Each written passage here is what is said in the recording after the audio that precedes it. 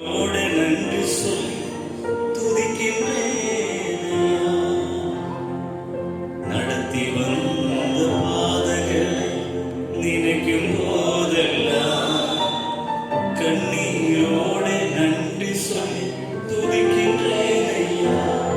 உங்க அன்பு பெரியது, உங்க இரக்கம் பெரியது, உங்க கிருபை பெரியது, உங்க தயவு பெரியது. உங்க அன்பு பெரியது, உங்க இரக்கம் பெரியது, உங்க கிருபை பெரியது, உங்க தயவு பெரியது. அநாதி ஸ்நேகத்தா என்னை நேசித்தீரையா. காருண்யத்தினா என்னை இழுத்து கொண்டீரே. அநாதி ஸ்நேகத்தா என்னை நேசித்தீரையா. காருண்யத்தினா என்னை இழுத்து கொண்டீரே. உங்க அன்பு பெரியது, உங்க இரக்கம் பெரியது, உங்க கிருபை பெரியது, உங்க தயவு. சொல்லமா பாடுங்க. உங்க அன்பு பெரியது, உங்க இரக்கம் பெரியது, உங்க கிருபை பெரியது, உங்க தயவு. தாயின் கருவில் தோன்றும் முன்னே தெரிந்து கொண்டீரே. தாயை போல் ஆற்றி தேற்றி அரவணைத்தீரே. தாயின் கருவில் தோன்றும் முன்னே தெரிந்து கொண்டீரே. தாயை போல் ஆற்றி தேற்றி அரவணைத்தீரே. உங்க அன்பு பெரியது, உங்க இரக்கம் பெரியது, உங்க கிருபை பெரியது, உங்க தயவு பெரியது. பாடுங்க. உங்க அன்பு பெரியது, உங்க இரக்கம் பெரியது, உங்க கிருபை பெரியது, உங்க தயவு பெரியது.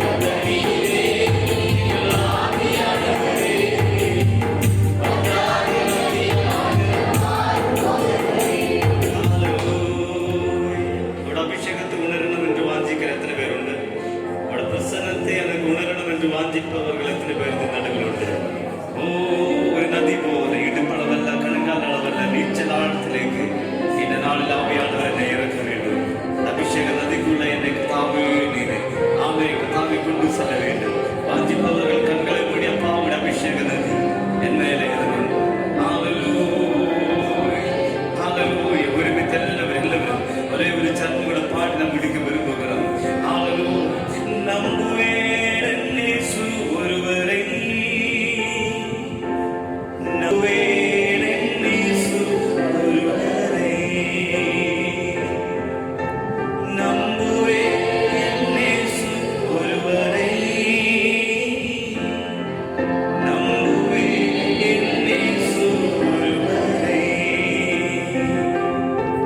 நான் நிற்கும் பூமி நிலை குழைந்து அழிந்தாலும் என் நம்பிக்கையின் அஸ்திவாரம் அசைந்தாலும், நான் நிற்கும் பூமி நிலை குழைந்து அழிந்தாலும் என் நம்பிக்கையின் அஸ்திவாரம் அசைந்தாலும், நான் நம்புவதற்கு ஒன்றுமில்லை என்றாலும், நம்புவேன் என் இயேசு ஒருவரே.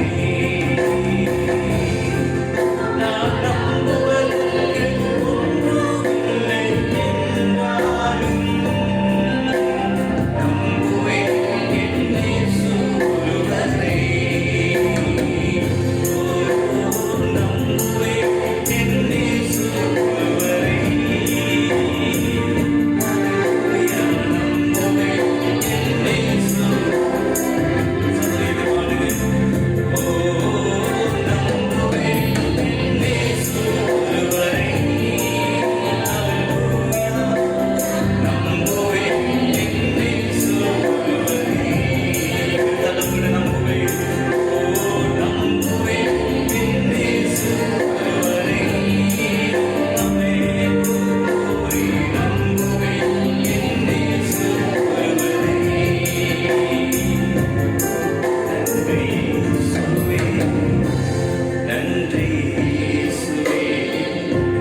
நன்றி இயேசுவே, நன்றி இயேசுவே, நன்றி இயேசுவே, நன்றி இயேசுவே, நன்றி இயேசுவே, நன்றி இயேசுவே. அல்லேலூயா. எப்படி இருக்கிறீங்க? நல்லா இருக்கிறீங்களா? பார்த்து 2 மாதங்கள் ஆயிடுச்சு. கூட இருக்குன்னு நினைக்கிறேன். மோர் தென் 2 months. அவர் அழைத்தவர் உண்மையுள்ளவர். அவர் என்ன செய்ய மாட்டார், கைவிட மாட்டார். தடைகள் வரலாம், பிரச்சனைகள் வரலாம். அவரை நேசிக்கிறவர்களுக்கு நிறைய உபத்திரம் உண்டு. ஆனா எல்லாவற்றிலிருந்து நம்மளை ஜெயத்தை மாத்திரம் தான் தருவார். ஹல்லேலூயா. ஏன்னா அவர் ஜெயிக்கிற தேவன். மரணத்தை ஜெயித்தார், உலகத்தை ஜெயித்தார், எல்லா விதமான காரியங்களை அவர் ஜெயித்தார். அவருடைய பிள்ளைகள் நாம் என்ன செய்யணும்? நம்மளையும் ஜெயிக்கிறவர்களாக கர்த்தர் மாற்றுவார். விசுவாசிக்கிறீங்களா? ஹல்லேலூயா. ஹல்லேலூயா. ஹல்லேலூயா. தோல்வி எனக்கு இல்லையே, நான் தோத்து போவதே இல்லை. தோல்வியே கிடையாது. உலக ஜனங்களை பார்த்து தோத்து போகணும். அவரை ஆராதிக்கிற பிள்ளைகளுக்கு எப்பொழுதுமே ஜெயந்தான். ஜெயனுடைய ஏந்துகிற தேவன். கதைகள் எங்க அதிகமாக இருக்குதோ அங்கு தேவனுடைய கிருபை என்ன இருக்கும்? அளவில்லாம இருக்கும். சோர்ந்து போகாதீங்க. ஏன்னா எல்லாமே நன்மை ஏதுவாய் நடக்கும். சந்தோஷம் இல்லையே? சந்தோஷம் இல்லையே? சந்தோஷம் இல்லையே? எல்லாம் நன்மையாக தான் நடக்கும். தோக்கிற மாதிரி சூழ்நிலை நடக்கும். ஏண்டாப்பா எனக்கு இவ்வளவு என் ராணிக்கு மிஞ்சி போய் இருக்குதே, என்னப்பா செய்யறதுன்னு யோசிப்பான்னு என்ன செய்ய தோத்து போற மாதிரி இருக்கும். இருக்காது. எல்லாம் ஜெயமா மாத்திடுவார். என கூட இருக்கிறவர் பெரியவர், அதிசயத்தின் தேவன், அற்புதத்தின் நாயகர். அவர் செய்ய நினைத்தது ஒன்றும் நம் வாழ்வில் தடப்படாது. வாழ்க்கை என்பது ஏற்றத்தால் ஒரு சுழற்சி தான். அது ஏற்றமும் இருக்கும், இறக்கமும் இருக்கும். ஆனால் கர்த்தரை தேடுகிற பிள்ளைகள் ஒரு நன்மையும் குறைபட மாட்டாங்க. எல்லாவற்றையும் கர்த்தர் தருவார். அதனால பயப்படாதீங்க. என்னடா நம்ம இங்க உட்காந்து ஆராதிக்க மாற்றில்ல, நல்ல ஒரு இடத்தை தருவதற்காக ஒரு சின்ன உங்களுடைய மனம் மனநிலையை நீங்க கொஞ்சம் ஆய்வு செய்து கொள்ளுங்க. கானான்ல இருந்து புறப்பட்ட எகிப்திலிருந்து புறப்பட்ட ஜனங்கள் கானானுக்குள்ள போறதுக்குள்ள அவ்வளவு பெரிய ஆசீர்வாதத்தை சுதந்திரத்தை அனுபவிக்கிறதுக்குள்ள பல மனப்போராட்டம் முதலாவது. அதுக்கப்புறம் சந்தித்த போராட்டங்கள் அதிகம். எல்லாத்தையும் தாண்டி தான் வந்தாங்க. தாண்டி வந்துதான் அந்த தேசத்தை என்ன செய்தார்கள்? சுதந்திரித்தார்கள். எடுத்தவன கையில கொடுத்துருந்தா நமக்கு என்ன தெரியாது? அதனுடைய அருமை தெரியாது. உழைக்கிறவனுக்கு தான் தெரியும் அந்த உழைப்பின் அருமை என்ன என்று. உட்கார்ந்து படிக்கிற பிள்ளைகளுக்கு தான் தெரியும் மார்க்குடைய அருமை என்னன்னு என்று. அதனால தடைகள் நிறைய வரும் பொழுதுதான் கர்த்தருடைய மகிமையை தெரியும். நிச்சயமா உங்களுக்காக பெரிய திறந்த விசாலத்தை கர்த்தர் வைப்பார். ஏன் அழைத்தவர் உண்மை உள்ளவர். ஹல்லேலூயா, ஹல்லேலூயா. இன்னும் அதிகமாக வைராக்கியம் பாராட்டணும், கடவுளுக்குள்ள பக்தி பாராட்டணும். நான் எழுப்புவேன் ஆண்டவரே, என் தடைகளை நான் உடைத்தெறிய, என் சிறகுகளை பலப்படுத்தும். நான் பலம் கொண்டு எழும்பட்டும் அந்த ராஜ்யத்தை நான் ஸ்தாபிப்பதற்கு. ஒன்றிணைந்து எழுப்பும் பொழுது பெரிய காரியங்களை கர்த்தர் வாழ்க்கையில் செய்திருவார். உங்களை கர்த்தர் பலப்படுத்தி செய்யணும்னு நினைக்கிறேன், ஆசைப்படுறேன். சின்ன சின்ன இடத்தை கிட்டுவதில்லை, பெரிய பெரிய கோபுரங்களை கட்டணும். ஹல்லேலூயா, ஹல்லேலூயா, ஹல்லேலூயா. அதுக்கு முனைப்பவர்கள், முயற்சி செய்பவர்கள் தான் என்ன செய்ய முடியும்? அந்த காரியத்தை செயல்பட முடியும். பெரிய பெரிய சாட்சி எல்லாம் கேட்டிருக்கிறோம். ஒண்ணுமே இல்லைங்க, வெறும் கையில நான் அந்த வேலையை ஆரம்பித்தேன். ஆனா கர்த்தர் என்ன செய்தார்? இப்படி அமையும் நான் நினைச்சு பார்க்கல. என்னென்ன காரியங்கள் நினைச்ச விதத்துக்கு மேலாக என்ன செய்திருக்கிறார்? நடத்தி முடித்திருக்கிறார். இப்ப இருக்கிற சூழல் கண்டு பயன்படுத்திங்க. எல்லாமே ஒரு நாளைக்கு மன மகிழ்ச்சியாய் மாறிவிடும். எல்லாம் பெருமை காரியமாக கர்த்தர் மாற்றி விடுவார். ஏன்னா அவருடைய வேலையை செய்யறோம். அவருடைய வேலையை தடை செய்வதற்கு மனுஷனால முடியாது. அவர் செய்வதை அவர் செய்து முடிப்பார். நம்ம எல்லாம் அவருடைய வேலையாட்கள். கர்த்தர் நிச்சயமாகவே கர்த்தர் காரியங்களை வாய்க்கப்படுகிறவர். கண்ணில் மூடி கர்த்தருடைய வார்த்தைக்குள்ளாக கடந்து போவோம். கர்த்தர் நம்மோடு கூட பேசுவாராக. அன்பின் தேவன், இந்த நாளுக்காய் மக்கள் நன்றி செலுத்துகிறோம். தெய்வீக மகிமை, தெய்வீக பிரசன்னம் ஒரு விஷயங்கள் மத்தியில உழவும்படியாக செவிக்கிறோம் ஆண்டவரே. இந்த ஞாயிற்றுக்கிழமையில இந்த மனமகிழ்ச்சி நாளிலே நோக்கி பார்க்கும்படி இந்த சமூகத்துல நாங்கள் வந்து நிற்கிறோம் சுவாமி. பேசுகிற தேவ நீர் அடியானை மறைத்துக் கொள்ள இந்த வல்லமை மகிமையாய் வெளிப்படட்டும் ஆண்டவரே. தெய்வீக சமாதானம், சந்தோஷம் எங்களுக்கு நிறைவாய் இருக்கும்படியா செபிக்கிறோம். இந்த வார்த்தை உருவேற்றுகிற காரியங்களிலே எங்களை உருவாக்கும்படி கர்த்தர் தாமே பயன்படுத்துவீராக. தெய்வீக சமாதானத்தோட நடத்தும் இந்த நாள் முழுவதும் எங்கள் மகிமையாய் காத்துக்கொள்ளும். இயேசுவின் ஏற்ற நாமத்திலே கெஞ்சி மன்றாடி செபிக்கின்றோம் நல்ல பிதாவே. ஹல்லேலூயா, ஹல்லேலூயா, ஹல்லேலூயா. கர்த்தர் நல்லவர். ஒரு வாக்கியத்தை திருப்பி கொடுப்போம். 1 பேதுரு 5ஆம் அதிகாரம் 7ஆம் வசனத்தை நாம் திருப்பி கொள்ளலாம். 1 பேதுரு 5ஆம் அதிகாரம் 7ஆம் வசனத்தை திருப்பி கொள்ளுவோம்.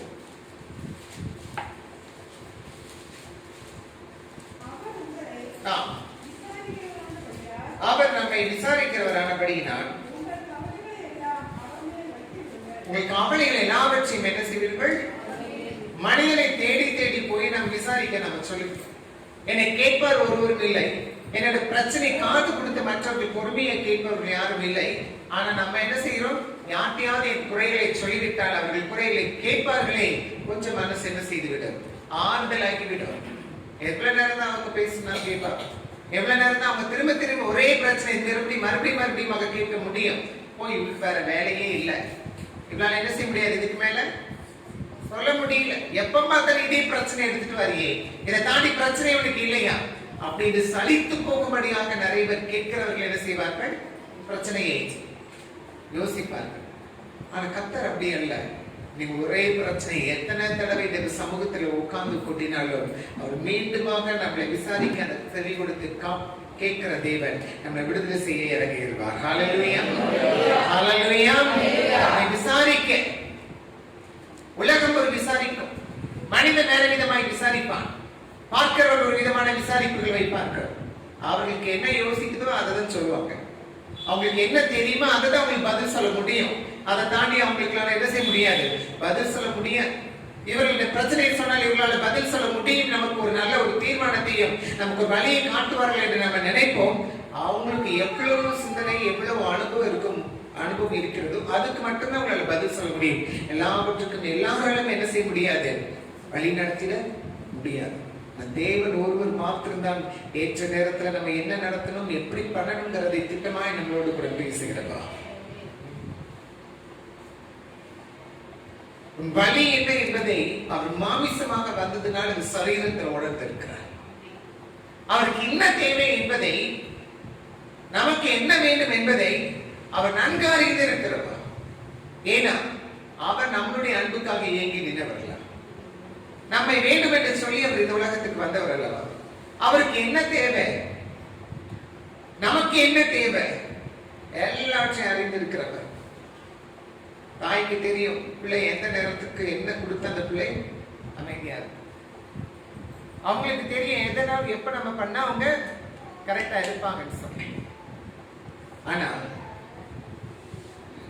சமயம் அறிந்து செயல்பட கத்தர் இருக்கிறார். நேரம் அறிந்து எல்லாவற்றையும் கொடுப்பதற்கு அவருக்கு தெரியும். சளி பிடிச்சிருக்க நேரத்துல பிள்ளைங்க ஐஸ்கிரீம் கேட்ட கொண்டு போய் கொடுத்து விடுவோமா? வளர்வதற்கு முன்பாக வயது பெரிய ஆகிறதுக்கு முன்னாடி ஒரு 2 வீலர் கையில் கொடுத்து பிள்ளைகளை ஓட்ட சொல்லிடுவோமா? இல்லையே. எந்த நேரத்துல என்ன பண்ணணும்னு சொல்லி கர்த்தர் நன்கு அறிந்திருக்கிறார். என்ன நமக்கு கொடுக்கணும்னு சொல்லி அவர் நன்கு அறிந்திருக்கிற தேவன் அவர் நம்மை விசாரிக்கும் பொழுது எல்லாவற்றையும் அவர் கண்ணோக்கி பார்த்து நமக்கு தயவு பாராட்ட அவர் பெரும் காரியங்களை கர்த்தர் செய்கிறவர். ஹல்லேலூயா, ஹல்லேலூயா, ஹல்லேலூயா. பணபர தாங்க முடியல, என் பாரம் என்ன ரொம்ப அழுத்துது, என்ன தாங்கவே முடியல, யார்ட்டையாவது சொல்லிட்டா புலம்பி தீர்த்துட்டான், எனக்கு கொஞ்சம் சமாதானம் இல்ல. காலையில ஐயோட சர்ச்சில் பேசும்பொழுது கர்த்தர் சொல்கிற வார்த்தை அவருடைய சமாதானத்தையே தந்து போறார். அந்த இருதயம் கலங்கி போய் கிடக்கு. அந்த கலங்கிற இருதயத்துக்கு சமாதானத்தை தருகிறார். மனிதன் கூறுகிற ஆறுதலான வார்த்தை 1 மணி நேரம் 2 மணி நேரம் அதற்கு மேல தங்காது. ஆனா கடவுள் கொடுக்கிற அந்த இருதயத்தில் அமைதி அது எப்பொழுது நிரந்தரமாக இருக்கும். ஹல்லேலூயா. அதனால சொல்றாரு, என் மேல வைச்சிடுவோம் பாரத்தை, நீ சுமக்க தேவையில்லை, நான் பார்த்துக் கொள்கிறேன், நான் கண்டு கொள்கிறேன். உன்னுடைய பிரச்சனை நீ அதை சுமக்கிறத நான் சுமக்க ரெடியா இருக்கிறேன். என ஏற்கனவே நம்மளுடைய சுமைகளை சிலுவையில சுமந்துட்டார். அப்படிப்பட்ட தேவன் நம்மளுடைய இந்த சின்ன காரியங்களை சுமப்பதில் அவருக்கு பெரிய விஷயமே இல்லை. எடுத்து அவையில விடுதலை செய்வதற்கு அவர் பெரிய காரியமே இல்லை. ஆனா நம்ம என்ன செய்கிறோம், அவர் மேல வைக்கிற மாதிரி வச்சுட்டு மீண்டும் நமக்குள்ள எடுத்து வச்சுக்கிறோம். முடியல, என் வாரத்தை கொடுத்து நீங்க சுமக்கிறவர்களை கொடுக்க முடியல, திரும்பியே அதை யோசிக்கிறோம். காரணம் விசுவாச போராட்டம், நம்பிக்கையின் குறைவாக சில காரியங்கள் நடப்பதனால தூக்கி இருதயத்தில் வச்சுக்கணும். அதுல நம்ம பலன் கொஞ்சம் போராடும். நம்ம இப்படி யோசித்து அப்படி நடந்துருமா, இல்ல இவங்களை போய் பார்த்து இப்படி செஞ்சுட்டா அந்த காரியம் நடந்துருமா அப்படின்னு நமக்கு என்ன செய்யுது, யோசிக்க தோணுது. மனுஷன் யோசிக்குது, கர்த்தர் எல்லாத்தையும் முடித்து வைப்பார் என்று என்ன செய்ய முடியல, யோசிக்க முடியல. ஆனா கர்த்தர் மேல நம்பிக்கை வைக்கிறோம் சில நேரத்துல. ஆனா எடுத்து அந்த நம்பிக்கை மீண்டும் எனக்குள்ளேயே வச்சுக்கிறோம். வைத்து மேல வைத்து வை, நான் பார்த்துக் கொள்வேன், அவரை எல்லாவற்றையும் பார்த்துக் கொள்வார். சும்மா இருந்துட்டா போதும். ஒரு சம்பவத்தை வாசிப்போம். யோவானுடைய சுவிசேஷ புத்தகம் 5ஆம் அதிகாரத்தில் முதல் 2 வசனத்தை நம்ம வாசிக்க கேட்கலாம். யோவான் எழுதின நற்செய்தி நூலில்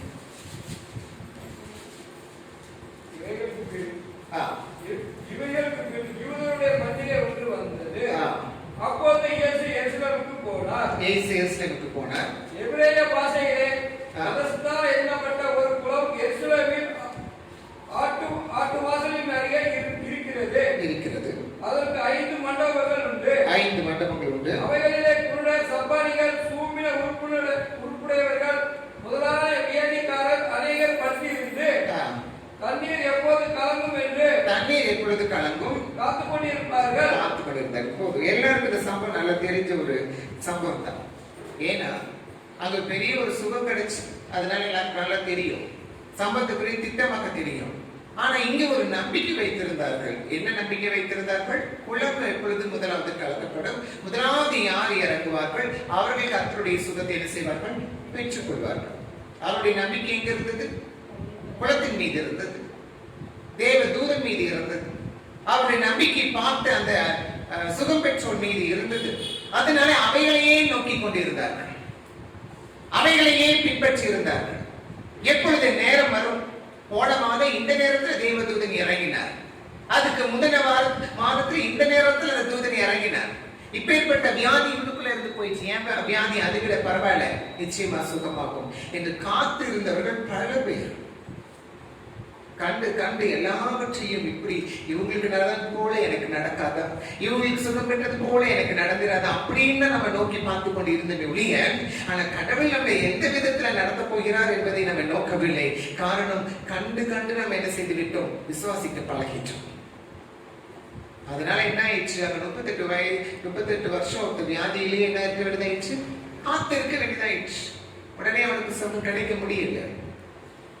தேவன் அதுக்கு காலத்தையும் அறிந்திருக்கிறவா.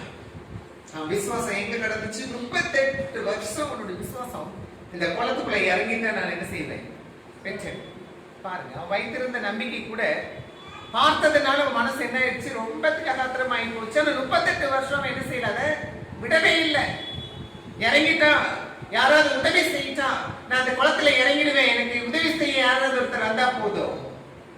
ஃபர்ஸ்ட் கொஞ்சம் வியாதி இருந்திருக்கும், 38 வருஷம் வியாதி இருக்கணும்னா அந்த வியாதி எவ்வளவு கொஞ்சம் கொஞ்சமா இன்க்ரீஸ் ஆகிட்டே இருந்திருக்கும்.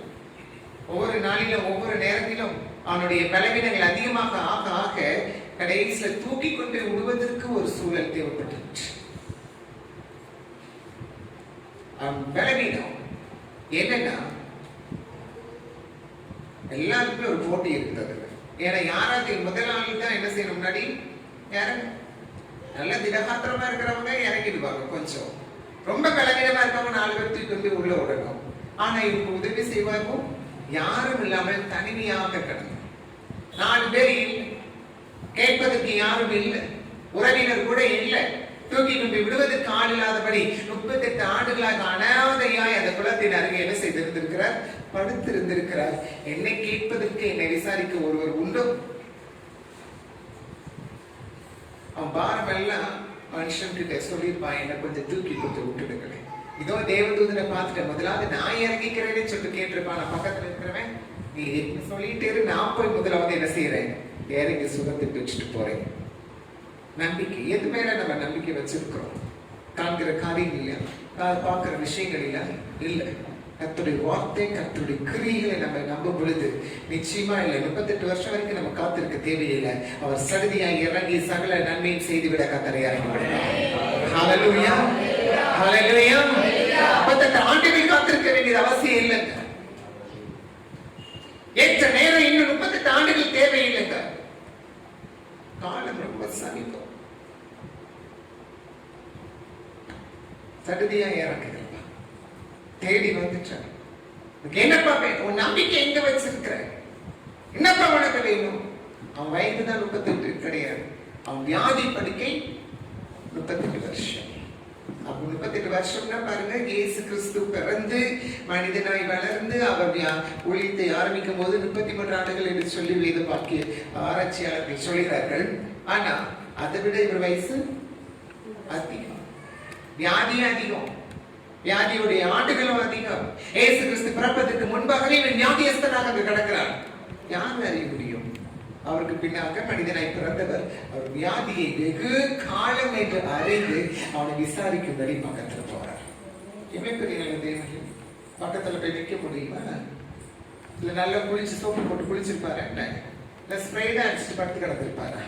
பக்கத்துல ஒருத்தர் நின்று யாரும் நெசிருக்க மாட்டாங்க, விசாரிக்க கூட இருந்திருக்க மாட்டாங்க. நாற்றப்படி நேற்று தினத்துல ஒரு ஊழியத்துக்கு போகும்போது கார்ல போனோம், காரை கொஞ்சம் திறந்து விட்டாங்க, குப்பையா கிடந்துச்சு, ஒருத்தர் சுவாசிக்க முடியல.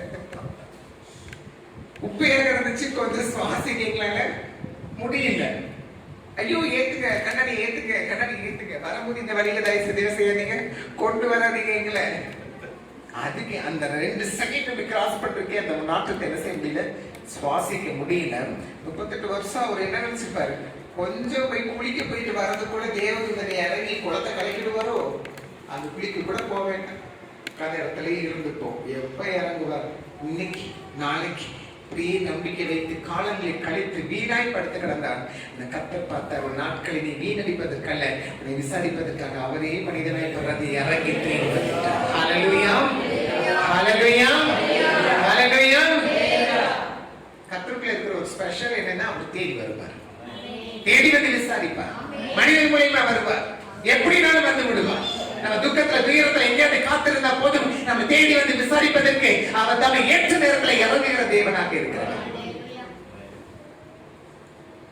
மற்றவங்க ஓடும் கவுன்சிலிங், இப்போ வேற அங்கே இந்த கவுன்சில்ஸ் நிறைய இருக்காங்க. கவுன்சிலிங் படிச்சுட்டு தேடி வாங்க, நம்ம உங்களுக்கு என்ன செய்யறோம், அது நம்மகிட்ட காசு வாங்கி நம்ம பிரச்சனையெல்லாம் கேட்டு வாங்கி வாங்கி வச்சுட்டு நமக்கு 2 வார்த்தையை சொல்லி அனுப்பி வச்சிருவாங்க. போங்க, ஒன்னும் இல்லை, மன அழுத்தத்தையும் யார்ட்டையாவது கொட்டணும், உட்காந்து பொறுமையா கேட்கறதுக்கு நம்ம அவங்ககிட்ட என்ன செய்யறோம், காசு கொடுக்குறோம், அவ்வளவு. அதுக்கு பேர் என்னது, கவுன்சிலிங். கவுன்சிலிங் கொடுக்க வராங்க அனுபவசாலி பெரிய பெரியவங்களா இருக்கிறாங்க. யாரு, நம்ம முன்னோர்கள். அவங்க கிட்ட கேட்டாலே போதும் எப்படி காரியங்கள் நடத்தணும்னு சொல்லிட்டு.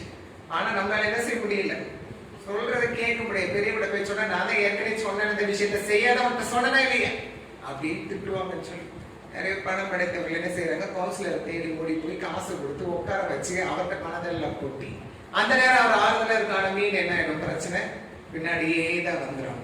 ஆனா இங்க படுத்திருந்தவனை தேடி போய் கர்த்தர் கேட்கிறார், உனக்கு என்ன வேணும், உனக்கு என்ன வேணும். வெகு காலம் நீ வியாதியஸ்தன் என்று அறிந்தவனிடத்துல போகிறார். வேதமாக்கி அப்படிதான் சொல்லு.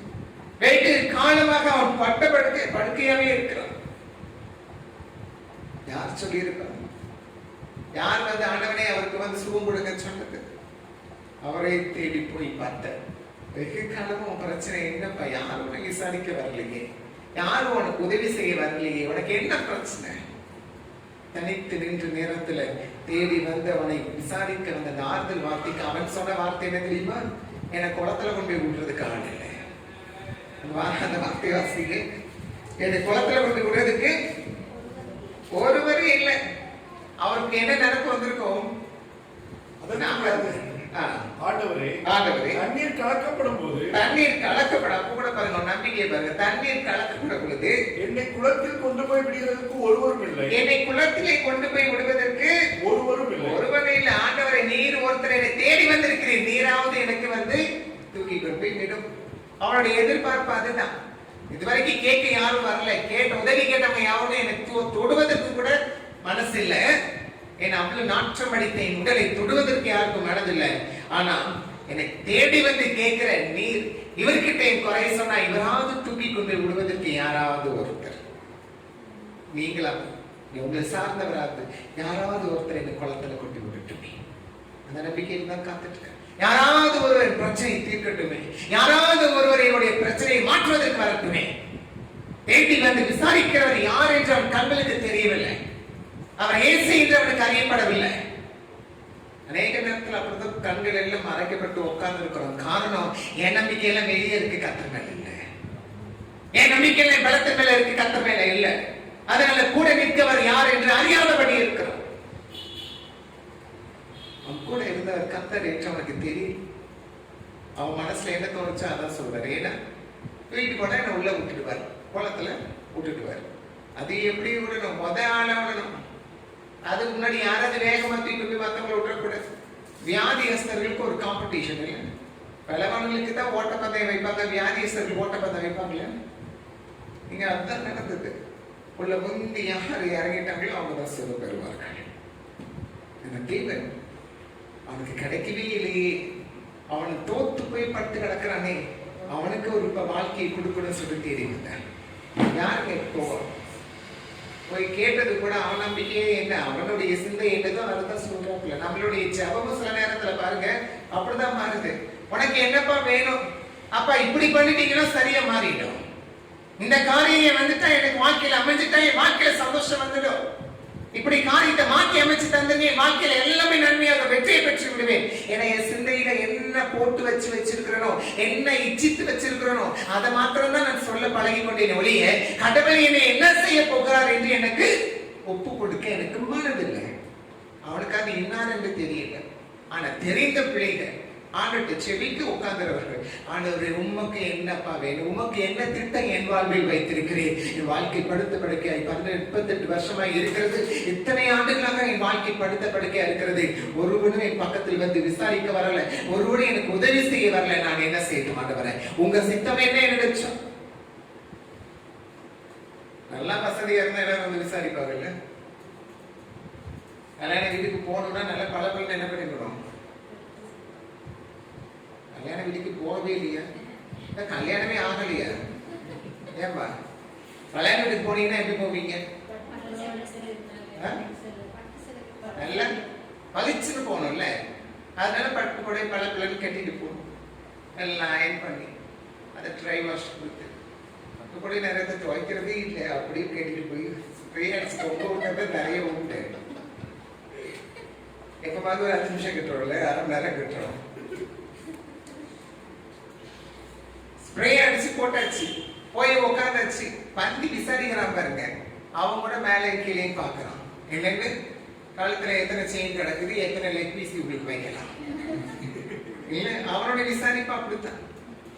எப்படி வந்து எத்தனை செயின் போட்டிருக்கிறா, எத்தனை லெக் பீஸ் வைக்கலாம், அதான் உலகம் விசாரிக்கும். வியாதியிலே இருந்தாலே அவ வீட்டுக்கு போகாது. அவளுக்கு என்ன வந்துருச்சு?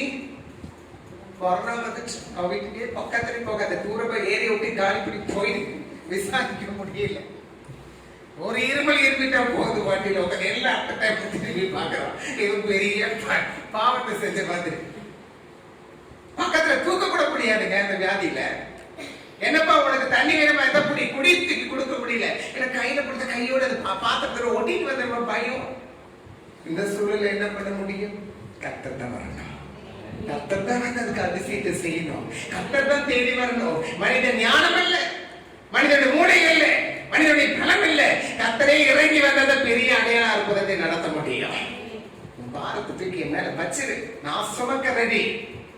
ஆனா கொடுக்கறதுக்கு தான் நமக்கு மனசு இல்லை இல்ல. 2 வழிபோக்கர்கள் போனாங்க. 2 பேரும் போனாங்க. மூட்டை நிறைய தேங்காய். சொல்லி 2 பேர் இல்லை, சத்தி ஒரு எண்ணிக்கையில போனாங்க. அத்தனை தேங்காய் அவனுக்குள்ள இருந்துச்சு. ஒரு 50 எண்ணிக்கைன்னு வச்சுக்கலாம். தேங்காய் ஒரு 48 தேங்காய் இருக்குன்னு வச்சு ஒவ்வொரு மூட்டையை தூக்கி போட்டு ஒவ்வொருத்தரும் மொத்தமா என்ன செஞ்சாங்க? 48 தேங்காய் ஒரு மூட்டையில போட்டு தூக்கிட்டு போகும்போது கொஞ்சம் தூரம் போனோம்னா டயர்ட் ஆயிட்டாங்க. அடுத்தவன் கையில தூக்கி கொடுத்தாங்க. நீனும் என்ன சொன்ன? மொத்த மூட்டையும் சேர்த்து 48 தேங்காய் தூக்கிட்டு வா, சுமந்துட்டு வா. அவனுக்கு கொஞ்ச தூரம் சுமந்துட்டு வந்தா அவனுக்கு டயர்ட் ஆயிடுச்சு. அடுத்தவன் கையில கொடுத்தான். இப்ப நீ அடுத்த கொஞ்சம் தூரத்துல கொண்டு வாங்க. இப்படியே 50 பேர் சுமந்து வந்தாலும் போகிற இடம் வரைக்கும் அவங்களால என்ன செய்ய முடியல, சுமக்க முடியல. ஆனா என்ன பண்ணிருக்கலாம்? ஆளுக்கு ஒரு தேங்காவை கையில கொடுத்துருந்தாங்கன்னா ஈஸியா கடைசி போற இடத்துல வரைக்கும் கொண்டு வந்திருப்பாங்க இல்லைங்க. மொத்தத்தை தூக்கி வச்சுட்டு வலிக்குது என்கிட்ட கொடுத்துருப்பா, என்னுடைய கயத்துல கொள்ளுவோம் பிரச்சனையை நான் பார்த்துக் கொள்கிறேன். நிறைய அம்மாமார் ஒரு சின்ன விஷயம் பண்ணுவாங்க. அம்மாவும் சரி அப்பாவும் சரி, என் பையனுக்கா இந்த ட்ரெயின் ஏற போறிய 10 ரூபாய் போயிட்டு வா, இல்ல நானும் கூட வந்துருவா. பிள்ளைங்க என்ன செய்வதில்லை, அதிக நேரத்தில் ஒரு விஷயத்த செய்யறதுக்கு நம்பி விட்டுறது இல்லை. எப்படி கூட எதாவது ஆயிடும், ஏதாவது பண்ணிட்டு போது கூடயே வரும். அப்படியே கைக்குள்ள வச்சு என்ன செஞ்சுக்கிறாங்க அந்த பிள்ளைகளை ஒரு போல்டா ஒரு தன்னம்பிக்கையோட வெளியே போயிட்டு வர்றதுக்கு வளர்ச்சிட்டு இல்லை. எங்க வீட்டுல அப்படிதான் என்ன நடத்தினாங்க. வீட்லயே நானும் வீட்டுல இருக்க ரொம்ப கம்ஃபர்டபுளா இருந்தேன். 18 வயசு வரைக்கும் வீட்டை விட்டு வெளியே போக முடியல. எல்லாம் பாரம் பயம். வெளியே போனா நம்ம யாராவது கிண்டல் பண்ணுவாங்க, நமக்கு ஒண்ணும் தெரியாது, யாராவது ஏமாத்தி விடுவாங்க. அப்படியே நடந்துட்டே வந்தது எல்லாத்தையும் உள்ளுக்குள்ளேயே வச்சிருந்து வெளியே சொல்ல முடியல. ஆனா கர்த்தருக்காக என்னைக்கு வாழ ஆரம்பிச்சோமோ, அவருக்காக என்னைக்கு ரவுண்ட் அடிக்க ஆரம்பிச்சோமோ, இன்னைக்கு பயமே இல்லை. கர்த்தர் தான் நடத்துக்கிறாரு. ஹல்லேலூயா ஹல்லேலூயா. ஆர்டர் சொல்லிடும். யார்கிட்ட போய் விசாரிக்க பயம், யார்கிட்ட போய் சொல்றதுக்கு பயம், இந்த பஸ் எங்க போகும் கேட்கறதுக்கு கூச்சம். அப்படியே ஒரு மன அழுத்தத்துல உட்கார்ந்து இருந்தோம். பஸ் ஸ்டாண்ட்ல போய் நின்னா கூட கேட்கறதுக்கு ஒரு கூச்சம். எப்படி போய் கேட்கறது? இவ்வளவு பெரிய ஆளா இருக்கவே இது கூட தெரியலன்னு சொல்லிடுவாங்களேங்க. நான் இன்னைக்கு அப்படியே இல்லை. கடவுளை சுமந்து வெளியே வந்த உடனே எல்லாத்தையும் கத்து தாறுமாறாக மாத்தி போட்டார்.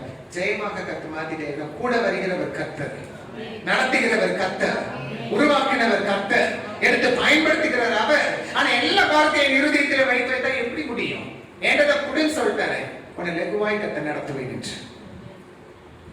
ஆனா இவரு மறுபடியும் அவர் பாரத்தை தான் சொல்ற, வியாதியை விட்டுட்டாரு, என்ன தூக்கி கொண்டு விடுறதுக்கு யாரும் இல்லை. நம்ம சிந்தையை தான் கொடுக்கணும் ஆண்டவர்கிட்ட. ஆண்டவர் என் சிந்தை இப்படி இருக்கு, இதை விட எனக்கு செய்யும்.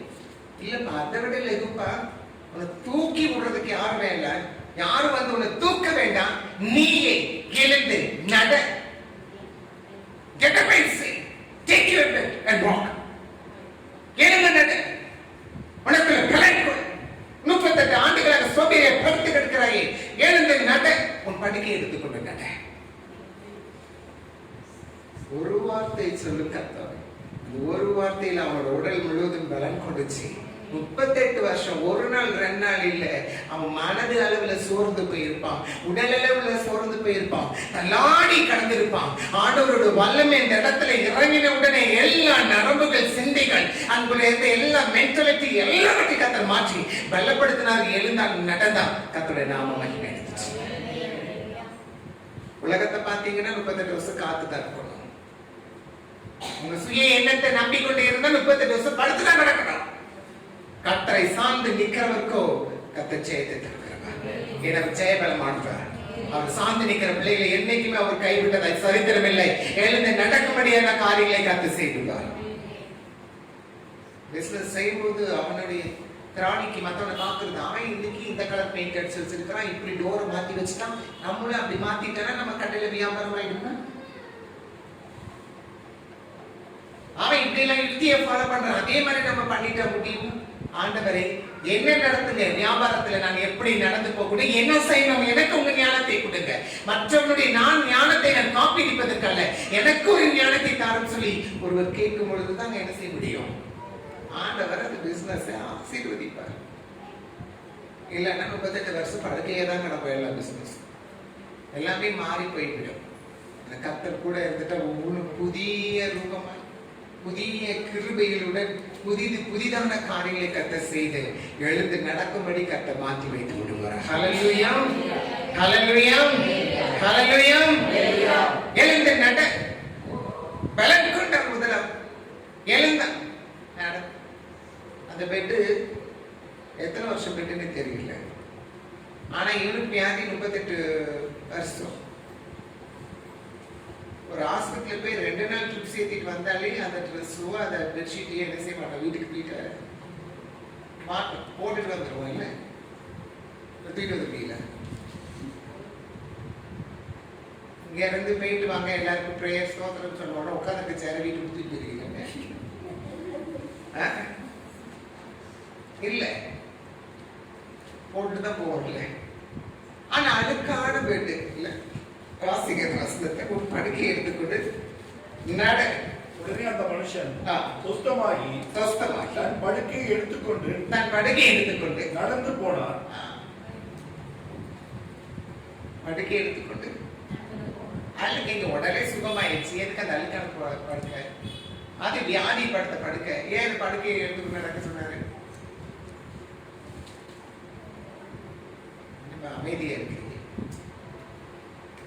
நல்ல சேரா இருக்குது, வீட்டுக்கு உதவு சொல்லி தூக்கிட்டு போனாலும் பரவாயில்ல.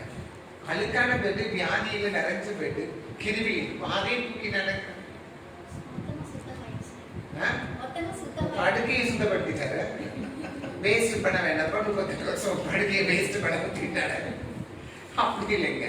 அவன் மனநிலை என்ன இருக்குது? யாராவது வந்து தூக்கி கொண்டு போய் விடுவாங்க சொல்லிட்டு இவனுக்கு இருந்த மனநிலை பக்கத்துல இருந்தவனுக்கு இருக்குமே, அவன் வந்து அந்த இடத்த என்ன செய்யக்கூடாது, நிரப்பக்கூடாது.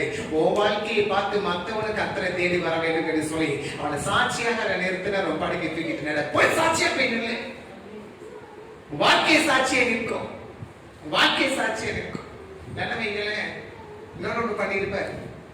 38 வருஷம் வியாதி, அங்க படுக்க வேற போட்டுட்டு தானே அவன் போகும்போது என்ன சாப்பாடு கொடுத்தோன்னா தின்னுட்டு அங்கேயே படுத்து நல்லா 38 வருஷம் சோம்பேறியா உட்கார்ந்துருப்பாரு. மீன் என்ன பண்ணிருப்பாப்ல, போய் உட்காந்து அதிலே படுத்துட கூடாது. இல்ல இவனை மாதிரி விசுவாசம் இன்னும் எல்லாரும் வச்சு உட்கார்ந்து வேஸ்டா 38 வருஷம் கழிக்க கூடாது. எளிமை நடந்து போ. கர்த்தர் பெரிய காரியங்களை அங்கு செய்திருக்கிறார். குளத்திலே இறங்காமல் ஒருவன் சுகமடைந்தான் என்று ஊரெல்லாம் அவனை குறித்து பேசும்படியாய் கர்த்தர் அவனை மேல மேன்மைப்படுத்தபடியாய் கர்த்தர் மாற்றி வைத்துட்டார். ஹல்லேலூயா, ஹல்லேலூயா, ஹல்லேலூயா. எழுந்து நடந்து போறாங்க. எல்லாருக்கும் ஆச்சரியம். எல்லாம் வேதபாரர்கள் எல்லாம் பாக்குறாங்க. இது எப்படி ஆச்சு? நீ படுக்கை அங்கதானே போட்டு வச்சிருந்த, என்னத்தை எப்படி வந்தது? எப்படி ஓய்வுனால அவனை யார் அவனை எழுந்து நடக்க சொன்னா? என்னை சுகப்படுத்தினவர் யாருமே எனக்கு தெரியாது. சொன்ன வார்த்தையா, என்னை சுகப்படுத்தினவர் யாருமே எனக்கு தெரியாது. ஆனா வந்து சுகத்தை தந்துட்டார். ஆனா இன்னைக்கு ஊழியக்காரங்க அப்படியே பண்றாங்க. கொடுக்கறது, சுகம் கொடுக்கறது கர்த்தர் இல்ல, சுகம் கொடுக்கறது கர்த்தர். அந்த ஐயா கிட்ட போனேன். அந்த ஐயா எனக்காக செபித்தாங்க. ஆண்டவர் ஜெபத்தை கேட்டு அந்த ஐயா மூலியமா எனக்கு சுகம் தந்தார். யார் புகழ்றது? ஐயாவை.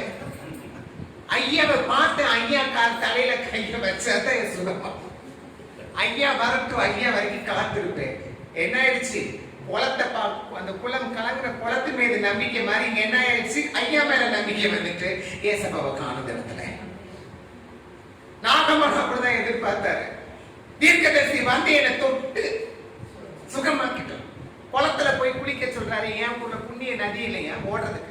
இதை விட தெளிவான நீர் என் ஊர்ல இருக்கு, அதுல போய் குளிக்க சொல்லலாமே. இன்னைக்கு ஜனங்களுடைய மூளை எப்படி இருக்கு? வந்து தொட்டு சுகம் கொடுக்கணும். ஏன் தெரியுமா? நான் உட்காந்து ஜெபிக்க என்னால முடியாது. நான் மாட்டேன். எனக்காக ஊழியக்கார உட்காந்து ஜெபம் பண்ணிக்கிட்டே இருப்பார். அதனால நான் இங்க எதை செய்வேன்? என் வாழ்க்கை படுக்கையும் நித்திரையும் அதான் இருக்கும். ஆனா இயேசுவோட அந்த உறவாடுகிற அனுபவம் இல்லாம உட்கார்ந்துட்டு இருக்கிறோம். தேடி வந்து விசாரித்து நம்மோடு கூட சகஜமாய் இருக்கணும் ஆசைப்படுகிற அந்த அனுபவத்தை விட்டு விட்டு தொலைத்தவர்களாய் ஊழியக்காரங்க வந்து தொடட்டும் கடைசியில பார்த்தா ஊழியக்காரர்களுக்கு அது பெரிய கண்ணியா மாறிடுச்சு. 2 நாள் சொல்லும், பாஸ்டரைய தொட்டால் சுகம் கிடைச்சது, பாஸ்டரைய ஜெபம் பண்ணால் சுகம் கிடைச்சது. 3ஆவது நாள் அங்க சாட்சி சொல்ல ஒரு அம்மா வந்து எனக்கு கத்த சுகம் கொடுத்தாங்க, ஏன் நம்ம என்னையும் சொல்லல அப்படின்னு பாஸ்டரையாவுக்கு என்ன வந்துடும்? என்ன வரும்? ஏன்னா எனக்கும் வந்துச்சு. அதனால நான் சொல்றேன். என்ன நம்மள விட்டுட்டேன் அடக்கு சிலுவையாட்டி ஓ நாமம் இல்ல, கர்த்தர் நாமமே என்ன செய்யணும்? உயர்த்தப்படணும். ஆண்டவரை மட்டும்தான் மகிமைப்படுத்தணும். நீங்களும் நான் அவருடைய வேலையாள். இந்த தேவனுடைய உலகத்துல இருக்கிற பொல்லாத பிசாசுகள் கொடுக்கிற தொந்தரவுகளுடைய மக்களை கர்த்தர் விடுதலை செய்ய உங்களை என்னை கர்த்தர் அழைத்து வைத்திருக்கிறார். போயிருந்து சாட்சியா உன் படுகை எடுத்துக்கொண்டு நட. மீண்டும் வந்து படுத்து கிடக்காதே. எழுந்து நட.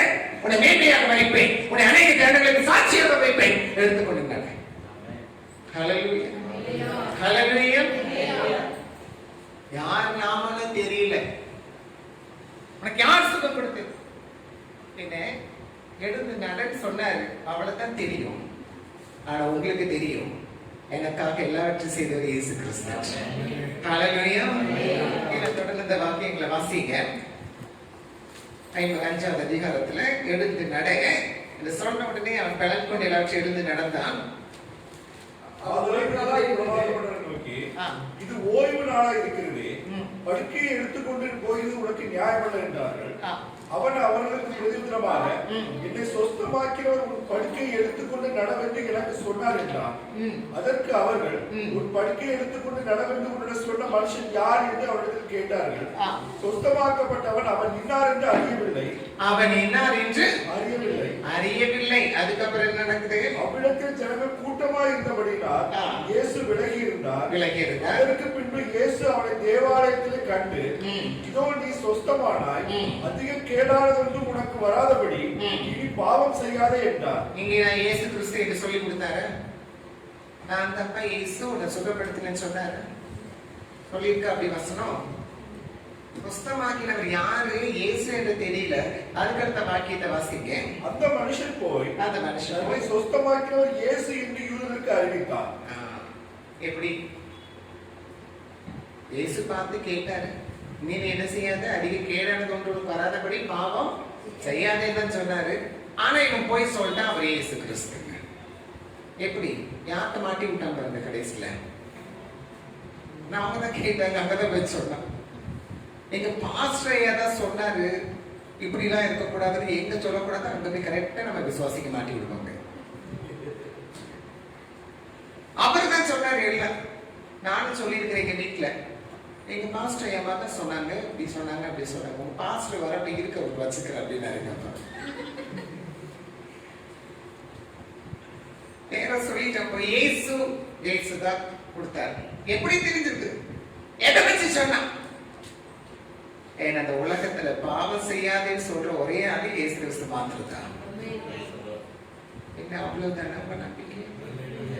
பாவத்தை செய்யாதுன்னு கண்டிக்கிறவரும் அவர் தான். பாவம் மன்னிக்கப்பட்டது சொல்வதும் அவர் தான். எல்லா அதிகாரமும் அவர் கரத்துல இருக்கிறது. ஹல்லேலூயா, ஹல்லேலூயா. அவன் வியாதி குளத்தில இறங்கி கழுவிட்டாங்க, சுகமடையாது. அதுக்கு இயேசு கிறிஸ்து வரணும் என்று 20 நாள் 38 வருஷம் காத்திருக்க வேண்டியதாயிடுச்சு. அது குளத்தினால சுகமாக்கப்படுகிற வியாதி அல்ல. அவன் வியாதி பாவத்தினால உண்டானது. அது இயேசுவின் ரத்தத்தினால மாத்திரம்தான் கழுவப்பட வேண்டியதா இருந்தது. அதனால அவர் தேடி வந்து விட்டார். நிறைய பேருக்கு இயற்கை எப்படி வந்தது தெரியல. முதல்ல தன்னைத்தானே ஆய்வு செய்யவே மாட்டார். ஏன் எனக்கு இந்த அனுபவம், எனக்கு ஏன் இந்த பிரச்சனை, எதனால இந்த நெருக்கடி, எதனால இந்த சமூகத்துக்குள் கடந்து வருகிறேன்? ஆண்டவரை முதலாவது எனக்குள்ள ஏதாவது குற்றம் இருக்கிறதா? ஏன்னா நான் சுத்திகரிக்கப்பட வேண்டியதா இருக்கிறதா? ஆமா, நீ பாவம் செய்யாதே. இனிமே அநேக கேடு இதிலும் அதிகமாய் வரும்படியான இந்த பாவத்தை என்ன செய்யாதே, செய்யாதே. இது செய்தது விளைவு 38 வருஷமாய் காத்திருக்க வேண்டியதாயிற்று. உனக்காக இந்த குளம் அல்ல, என்னுடைய ரத்தம் தான் உன்னுடைய பாவத்தை பரிகரிக்கும். அதான் வந்து அதான் காத்து கிடந்தான். இன்னைக்கு எத்தனையோ உலகத்தில் உள்ள ஜனங்கள் பாவத்தினால விளைவுல நிறைய அநியாயத்தை செய்து கொண்டிருக்கிறவர்களுக்கு இயேசுவின் ரத்தம் மாத்திரம்தான் பரிகாரம். சுய பரிகாரம் ஒண்ணும் பண்ணாதீங்க. தாத்தா சொல்வார், போயிட்டு தாமி ஆடிட்டு வந்து நிப்பார். நின்ன உடனே குறிகைக்கு வந்த உடனே ஒரே வார்த்தை சொல்லுவார், நீ இந்த தப்பு பண்ணி இருக்கிற, இந்த காரியத்தை அதை செஞ்சிரு. 2 கோழியை கொடு, 2 ஆடை கொடு, இல்லைன்னா ஏதாவது பொங்கலை வச்சு இத்தனை பேருக்கு படைச்சு கொடுத்துரு அப்படின்ட்டுவார். ஆகுமா? அவனுக்கு அந்த பாவ உணர்வே இருக்காது. செஞ்சிட்டோனே இருக்காது. தப்பு பண்ணிட்டோனே உணர்வு கிடையாது. அவர் சாமியார் சொல்லிட்டார், நான் போய் என்ன செய்யறேன், பரிகாரம் பண்ணிட்டு. ஐயா சாமி, இப்ப சரியா, இப்ப சரியாயிடுமா, எல்லா பிரச்சனை சரியாயிடுமா? சரியாயிடும், போ. சரியாயிடுமா? உன் பாவ கரைகள் பெத்த துளினால மாத்திரம்தான் அது சுத்திகரிக்கப்படும். அது உலகத்தின் இயற்கை. பாவத்தின் சம்பளம் மரணம். அந்த பாவத்தின் விளைவாய் இருக்கிற அந்த சாபத்தை அவர் ரத்தத்தினால் மாத்திரம்தான் சுத்திகரிக்கவே முடிய. உலகத்துல நீ என்னதான் தானம் பண்ணாலும் சரி, என்னதான் உழைப்புகள் கொடுத்து போட்டாலும் சரி, என்னதான் பலியிட்டாலும் சரி, மன்னிக்கப்படவே படாது. அதனாலதான் இயேசு இறங்கி வந்தார் உன் பாவத்தை மன்னிப்பதற்காக. அது பாருங்க, ஓய்வு நாளா இருக்கா, எப்படி நீங்க அதை செய்வீங்க? நியாய பிரமாணத்தை மீறி நடந்துட்டீங்களே.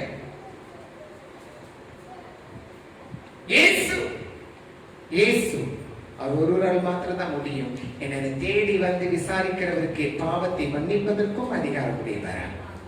ஏன் அவர் சகலத்தையும் செய்வது முடிப்பதற்காக வந்தார். சகலத்தையும் செய்து முடிப்பதற்காக வந்தார். வந்தவன் போய் சொன்னா கர்த்தர் அவனை சாட்சியாக நிறுத்திட்டார். நம்ம போய் சொல்ல முடியும்? யார்ட்டையாவது போய் சொல்லுவோம்? ஏசுதான் எல்லாம் பண்ணாருன்னா வீட்லயும் சொல்ல முடியல, வெளியும் போய் சொல்ல முடியல. என்ன பயம்? கிறிஸ்தவனால என்ன பண்றாங்க, எல்லாரும் விரட்டி விரட்டி எல்லா வேலையும் அங்க என்ன பண்ணிடுறாங்க, அடிச்சு நொறுக்கும்படியாக இருக்கு. ஆனா நமக்காக பரிதவிக்கிற தேவன் நம்ம இன்னும் பலப்படுத்தி மத்தவங்க மத்தியில சாட்சியா நிறுத்துவதற்கு என் வாழ்க்கையை கர்த்தர் மாற்றி போட வேண்டும்.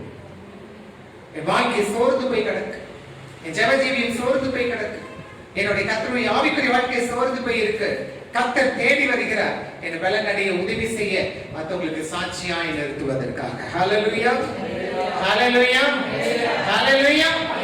போய் சொல்லு, போய் சொல்லு, கர்த்தராகிய இயேசு கிறிஸ்து எனக்கு சுகத்தை கொடுத்தார் அப்படின்னு சொன்னார். இயேசு, அவர் பேர் இயேசு, அவர் பேர் இயேசு. அவரை அல்லாமல் உலகத்தில் பாவமன்னிப்பு இல்லை, அவரை அல்லாமல் உலகத்தில் ரட்சிப்பு இல்லை, அவரை அல்லாமல் உலகத்தில் ஆசீர்வாதமும் இல்லை. உலகம் கொடுக்கிற விதமாய் அவர் கொடுப்பதே இல்லை, அது நிறைவாய் கொடுக்கிறவர், அது நிரந்தரமாய் கொடுக்கிறவர், அதுல துன்பத்தையும் துயரத்தையும் அதிகமாய் கூட்டி தருகிறது. நன்மையை பெற்றுக்கூடாது. ஆனா இவர் விசாரிக்கிறதுக்கு யாரும் இல்லையான்னு உட்கார்ந்து ஏங்கிக் கொண்டிருந்தார். தேடி வந்து விசாரித்த தேவன் ஒருவர் உண்டு என்பதை அறிந்து கொண்டு எல்லார்கிட்ட போய் சொன்னா என்னை சுகப்படுத்தினவர் கர்த்தர். நாம சொன்னோம்னா மத்தவங்க கிட்ட சபையில சாட்சி சொல்லிடுவோம்ல, ஏசப்பா என்ன இந்த காரியத்தை செய்வாங்க, எல்லாருக்கும் செய்வாங்கன்னு உங்களுக்கும் தெரியும், எனக்கும் தெரியும். யார்கிட்ட போய் சொல்லணும்? வெளி ஜனங்கள் கிட்ட, வெளி மக்கள் கிட்ட. ஏன்னா அவங்களும் அந்த கஷ்டத்தில் அனுபவிக்கிறார்கள், அவர்களும் அந்த துயரத்தில் தாங்கிக் கொண்டிருக்கிறார்கள். படுக்கையில் எடுத்து நடன்னு சொன்னவர் அவர்களை இங்கே நடத்தி கொண்டு வருவதற்கு உங்களை என்னை தான் கர்த்தர் பயன்படுத்தணும். ஹல்லேலூயா, ஹல்லேலூயா. நீங்கள் எனக்கு சாட்சிகளா இருப்பீர்கள். எங்க சர்ச்சுக்குள்ளே வா, சபைக்குள்ளே வா, நமக்குள்ளே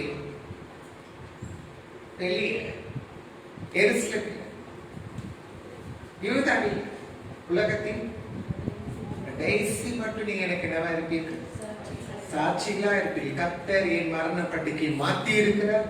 கர்த்தர் என் மனபாரத்தை மாற்றி என் சமாதானத்தை தந்திருக்கிறார். கர்த்தர் என்னை நான் நினைத்ததற்கும் அதிகமாக எனக்கு செய்திருக்கிறார். உலக பரியந்தம், உலகத்தின் எல்லை முடிய பரியந்தம் உங்களை என்னை சாட்சிகளாய் நடமாட நிருபங்களாக கர்த்தர் வைத்திருக்கிறவர். ஹல்லேலூயா, ஹல்லேலூயா. சர்ச்சுக்கு போவேன் பார்த்துக்கோங்க, பேக்ல பைபிள் எடுத்து பேக்ல ஒளிச்சு வச்சுட்டு போயிடுவேன். தெரியாது வெளியே. சபையில வச்சு அடிச்சாருப்பா, சர்ச்சுக்கு போகக்கூடாது. அதுக்கப்புறம் சபைக்கு போறது தெரிஞ்சு போச்சு. நம்ம ஏன் பைபிளை பேக்ல ஒளிச்சு வைக்கணும்? கையில தூக்கிட்டு ரோட்ல நடக்க ஆரம்பிச்சாச்சு. எல்லாருக்கும் சாட்சியா மாறி போச்சு. அவங்க தாத்தா சாமியாடி அவர் குறி சொல்றவர் அவருடைய பேரை பைபிளை தூக்கிட்டு நடக்கிறான்னு சொல்லிட்டு ஊரெல்லாம் பார்க்க ஆரம்பிச்சிருச்சு. பெரிய ஆச்சரியம். ஏன்ட்ட வந்து கேட்பாங்க, ஏப்பா எனக்காக ஜோம் பண்ணுவீங்க, எங்க வீட்டு பிரச்சனை போன வரதானே எங்க தாத்தா வந்து திருப்பி போட்டு போனீங்க. இல்லப்பா, நீ எனக்கு கொஞ்சம் ஜெபம் பண்ணு. சாட்சி, சாட்சி, இந்த சாட்சியை காத்துக்கொள்ள வேண்டிய சூழ்நிலையில் இருக்கிறோம். என கர்த்தாதி கர்த்தர் நம்மில் மகிமை அடைவார். எழுந்து நடை என்று சொன்னவர் நம்ம வாழ்க்கை நடைபடதான் நடக்கதான் செய்ய முடியும். படுத்த படுக்கையாக இன்னைக்கு என்ன செஞ்சிடக்கூடாது, மாறிடக்கூடாது. நிற்கிறேன் என்று சொல்லுகிறவர் விழாதபடிக்கு என்ன செய்யணும்? எச்சரிக்கையா இருக்க வேண்டும். ஏன்னா உன்னுடைய பிரச்சனைகளை விசாரிக்கிற தேவன் ஒருவர். மனுஷங்கிட்ட போய் சொன்னோம்னா அவ்வளவுதான், மேன்மை பாராட்டிட்டோம்னா அவ்வளவுதான், என்னைதான் நடத்தினார் என்று சொன்னார் அவ்வளவுதான், எல்லாம் விழுந்து போகும். எழுந்து நிமிர்ந்து நிற்போமானால் கர்த்தர் இன்னும் பல காரியங்களை கர்த்தர் நம்மை கொண்டு நம் வாழ்விலை செய்வார். ஹல்லேலூயா. விசாரிக்கிற ஒருவர் உண்டு. அவர் மீது பாரத்தை வைப்போம், மனிதன் மீது அல்ல. மனித கர்த்தர் மீது பாரத்தை வைப்போம். அவர் நம்ம துயரங்கள் எல்லாவற்றையும் எடுத்துக் கொள்வார். கண்கள் மூடி நம்ம செபிக்கலாம். கர்த்தர் நம்மோடு பேசின காரியங்கள், அவர் தாமே நம்மோடு பிரபலாவின காரியங்கள், கர்த்தர் சொல்லுகிற வேத வாக்கியங்கள். நான் உன்னை விசாரிக்கின்ற தேவன், உன்னை விசாரிக்க உன் அருகில் இருக்கிறேன். ஆனா அருகில் இருக்கிற தேவன் நமக்கு கண்ணுக்கு தெரியும். சுற்றி இருக்கிற மனிதர்களை நோக்கி பார்க்கிறோம், சுற்றி இருக்கிற மனிதர்களை நோக்கி பார்க்கிறோம். கண்களை கண்டு கண்களை சுவாசிக்க பழகின்றோம். காணாத தேவனை, காணாத அவருடைய கிரிகளை, காணாத கிரிகளை நாம் விசுவாசிக்க நம்ம பழகிக் கொள்ள வேண்டும். படுத்திருக்கிற நம்ம வாழ்க்கை, துயரப்பட்ட என் வாழ்க்கை, அதுவும் பிரச்சனையில் இருக்கிற என் வாழ்க்கையை எழுந்து நிமிர்ந்து நடக்க செய்கிற தேவன் நம்மோடு கூட இறங்குகிறவர். தேவன் நம்மோடு கூட இறங்குகிறவர். அவர் சொல்லுகிறவர், எழுந்து நட, உன் பலனிடத்திலே எழுந்து நட, உன் பிரச்சனை மத்தியில் நீ எழுந்து நட, உன் காரியங்களை காக்க வாய்க்கப்படுகிறவர் அவரோடு கூட இருக்கிறவர். உலகம் என்ன சொல்லும் என்று அல்ல சுவாமி, உலகமே எதிர்த்து வந்தாலும் சரியானவர், நீரை கூட இருக்கும்போது வாழ்க்கையை நடக்கத்தான் முடியுமானவர். படுத்திருப்பதற்காக யாரும் எங்களுக்கு உதவி செய்ய வரவில்லை. எத்தனையோ நாட்கள் தனிமை, எத்தனையோ நாட்கள் துயர், ஒவ்வொரு நொடியும் என் வேதனையை நொறுக்கி கொண்டிருக்கிறது. அதனால பேசக்கூட வரவில்லை. ஆனா கர்த்தர் நீங்க தேடி வந்தீங்க. நீங்க மாத்திரம்தான் தேடி வருவீங்க. பாவியை தேடி போகிறது.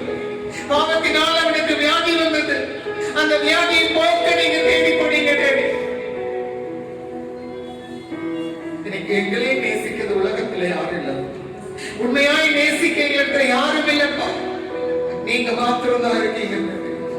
தேடி வந்து அன்பு கூறுகிறது பாவியிடத்தில் மத்தியில் அன்பு கூறுகிற தேவனின் ஒருவர் சுவாமி. எங்களை நடத்துங்க, எங்க வாழ்க்கையை நடத்துகின்றது.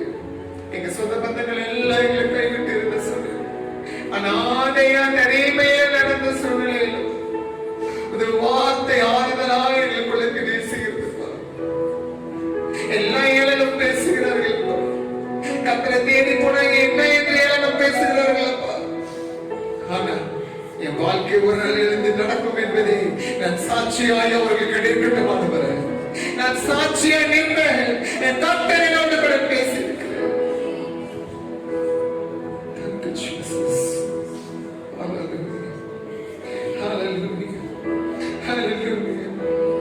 எவ்வளவு நல்லவர் நீங்க, எவ்வளவு அன்பானவர் நீங்க. உடல் எல்லாம் புழுந்து போய் கிடக்கப்படுது. எவ்வளவோ அன்பு கொண்டு வந்தீங்க.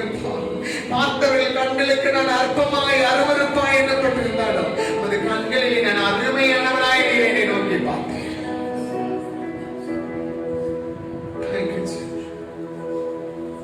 Thank you, Jesus. தேடி வந்து ஆசீர்வதிக்கிறது பாரத எல்லாற்றிலும் உங்க மீது எங்களை புதுப்பியும். நாங்கள் தவறு செய்தோம், மனிதனை நம்பினோம், உலகத்தை நம்பினோம், உலகத்துடைய கிரியைகளை நம்பினோம், எல்லாம் எங்களை கைவிட்டது. எங்களால போட்டி போட முடியாதப்பா அந்த உலகத்தோடு, இந்த உலகத்துடைய கிரிகளோடு எங்களால போட்டி போட முடியாதப்பா நாங்கள் பலவீனப்பா. நீங்க தேடி வந்தாதப்பா எங்களுக்கு ஒரு விடுதலை, ஒரு விமர்சனம். சுவாமி எங்கே போவோம், யாரிடம் போவோம்?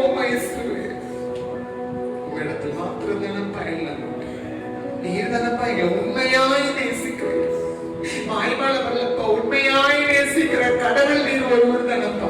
ஏன் சனம் என்று எங்களை வைராக்கிய பாராட்டுகிற நீர் ஒருவர் தானப்பா. கரத்துல வருகிறேன். நீங்க தேவைகள் அதிகம் மனிதரை நம்பி போயிருந்த ஒரு விஷயங்களை மன்னிக்கிறது. பலத்து மேல நம்பிக்கை வச்ச ஒரு விஷயமா இல்லை மன்னிக்கப்பா. எங்கள் பலனடைய உள்ளான ஆத்ம பலனடைய உதவி செய்யப்பா. என் திறமையில நம்பிக்கை வைத்த ஒரு விஷயம் பலனடைய உதவி செய்யப்பா. என்னை விட ஒரு பலசாலி ஒருத்தர் இருக்கிறான். என்னை விட அநேக ஜனங்கள் இருக்காங்க. நானும் சிறுமை எளிமையை என்னை உயர்த்துகிறேன். இந்த ஜனங்களை உயர்த்துகிறேன். அநேக பேர் பார்க்கட்டும், விசாரித்தவர் கர்த்தர் என்று அறிந்து கொள்ளட்டும். இந்த துக்கத்தை விசாரித்தவர் இயேசு என்று அறிந்து கொள்ளட்டும். இவங்களுக்கு அற்புதம் செய்தவர் இயேசு என்று உலகம் அறிந்து கொள்ளட்டும். ஆனா ஒரு விஷயம் சொல்லியிருக்கீங்க, இனி பாவம் செய்யறது அதிக வாக்கினைகள் உனக்கு சுரந்து கொள்ளும்படி செய்யாதே என்று சொன்னீங்கப்பா. உங்க சாயலை தந்திருக்க நன்றி. எங்க பாவத்தை மேற்கொள்ள உங்க பலத்தினால எங்களை நிரப்பிடுங்கப்பா. கரங்களை அர்ப்பணிக்கின்றோம், அதிசயத்தை காண்பிக்கின்றோம். வாழ்க்கை கட்டப்பட்ட படுக்க படுக்கையாக எழுந்து நடக்கின்ற வாழ்க்கை, எழுந்து வைக்கிற வாழ்க்கை, எழும்புகிற வாழ்க்கை, வளருகிற வாழ்க்கையாக மாற்றுகிறேன். இந்த செயல்கள் எல்லாவற்றையும் நடத்துகிறார். ஆசி இயேசுவின் இனிய நாமத்தில் ஒப்புவித்து செபிக்கிறோம் நல்ல பிதாவே. ஆமென். ஆமென். ஹல்லேலூயா. இத்தனை ஆண்டு பேசினேன், என்னோட பேசினேன். ஹல்லேலூயா. அவர் நம்மளை விசாரிக்கிறவரானபடியா. உலகத்துல மனுஷங்க விசாரிப்பாங்க. நான் அடிக்கடி சொன்ன விஷயம், உலகத்துல மனுஷங்க நல்லா இருக்கும்போது பயங்கரமா விசாரிப்பாங்க. ஒரு பணக்காரன் அப்படின்னா உடம்பு சரியில்லை அப்படின்னா 10 பேர் இல்லை 100 பேர் போட்டுப்பான். அதில் கஷ்டப்பட்டு போயிட்டோம் அப்படின்னா யாரும் தேடுறதுக்காக இருக்க. ஹல்லேலூயா. நல்லவர் நல்ல வார்த்தைகளுக்காக பாஸ்டர் நன்றி செலுத்துகிறேன். ஆண்டவர் நன்றி செலுத்துகிறேன்.